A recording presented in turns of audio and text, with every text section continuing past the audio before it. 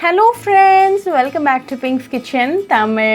இன்னைக்கு நம்ம கொடமிளகாய் வச்சு ஒரு மசாலா கிரேவி எப்படி பண்றதுன்னு தான் பார்க்க போறோம். இது சப்பாத்தி கூட ஒரு அருமையான சைடு டிஷ்ஷா இருக்கும். இது நீங்க சாதம் கூட வச்சு சாப்பிடலாம். ரொம்ப ஈஸியா பண்ணிடலாம். சோ இந்த ரெசிபியை பார்க்கறதுக்கு முன்னாடி இதுக்கு தேவையான பொருட்கள் என்னென்னன்னு பார்த்துட்டு வந்துடலாம்.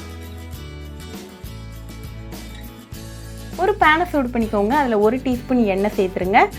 எண்ணெய் நல்லா காஞ்சதும் 1/2 டீஸ்பூன் அளவுக்கு ஜீரகம் சேர்த்துக்கோங்க. ஜீரகம் நல்லா வெடிச்சதும் ஒரு வெங்காயத்தை பொடிசா கட் பண்ணி சேர்த்துக்கோங்க. கூடவே ஒரு பச்சை மிளகாயையும் சேர்த்துக்கோங்க. வெங்காயம் நல்லா பொன்னிறம் ஆற வரைக்கும் கலந்து விட்டுருங்க.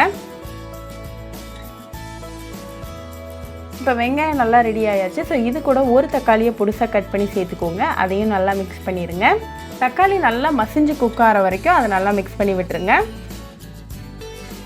இப்போ தக்காளியும் சூப்பராக ரெடி ஆயாச்சு. ஸோ மசாலா பொருட்கள்லாம் சேர்த்துடலாம். இது கூட 1/2 டீஸ்பூன் உப்பு, 1/4 டீஸ்பூன் மஞ்சள் தூள், 1/2 டீஸ்பூன் மிளகாத்தூள், 1 டீஸ்பூன் மல்லித்தூள், அப்புறமா 1/2 டீஸ்பூன் ஜீரக பொடி சேர்த்துக்கோங்க.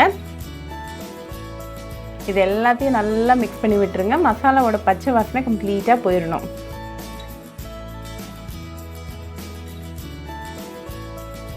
இப்போ இது கூட 1 கப் அளவுக்கு கொடமிளகாவை நல்லா குட்டியாக கட் பண்ணி சேர்த்துக்கோங்க. அதையும் நல்லா மிக்ஸ் பண்ணிடுங்க. நான் ஆல்ரெடி கொடமிளகாவை இந்த சீட்ஸ் இல்லாமல் எப்படி கட் பண்ணுறதுன்னு ஒரு வீடியோ பண்ணியிருக்கேன். அந்த வீடியோ லிங்க்கை நான் வந்து டிஸ்கிரிப்ஷன் பாக்ஸில் கொடுக்குறேன், மறக்காமல் செக் பண்ணிக்கோங்க. இப்போ இது கூட 1 கப் அளவுக்கு தண்ணி சேர்த்துட்டு அதையும் மிக்ஸ் பண்ணி விட்டுருங்க.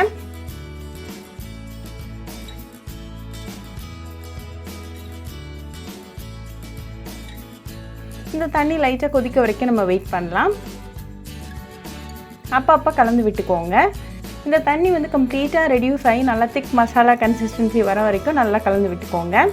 இப்போ நமக்கு கரெக்டான கன்சிஸ்டன்சியில் இருக்குது. ஸோ ஃப்ளேம் ஆஃப் பண்ணிவிட்டு கொஞ்சமாக கொத்தமல்லி இலைகளை மேலே தூவிடுங்க. இப்போ நமக்கு சுவையான கேப்சிகம் மசாலா ரெடி ஆயாச்சு. இது நல்லா சூடாக சாதம் கூட சர்வ் பண்ணி உங்கள் ஃபேமிலி அண்ட் ஃப்ரெண்ட்ஸ் கூட என்ஜாய் பண்ணுங்கள். ரொம்பவே ஈஸி, டெலிஷியஸ் அண்ட் குவிக்கான சைட் டிஷ் ரெசிபி. ஸோ கண்டிப்பாக இந்த கேப்சிகம் மசாலா ரெசிபி உங்கள் வீட்டில் ட்ரை பண்ணி பாருங்கள். ட்ரை பண்ணிவிட்டு எப்படி இருந்துச்சுன்னு கமெண்ட்ஸில் சொல்லுங்கள். இன்னொரு சூப்பரான ரெசிபியோட உங்களை வந்து பார்க்குற வரைக்கும் பாய் ஃப்ரெண்ட்ஸ்.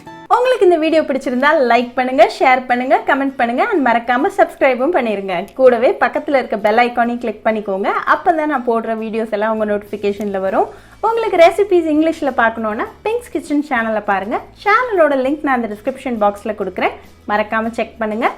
இன்னொரு இன்ட்ரெஸ்டிங்கான ரெசிபியோட உங்களை வந்து பார்க்குற வரைக்கும் பாய் ஃப்ரெண்ட்ஸ்.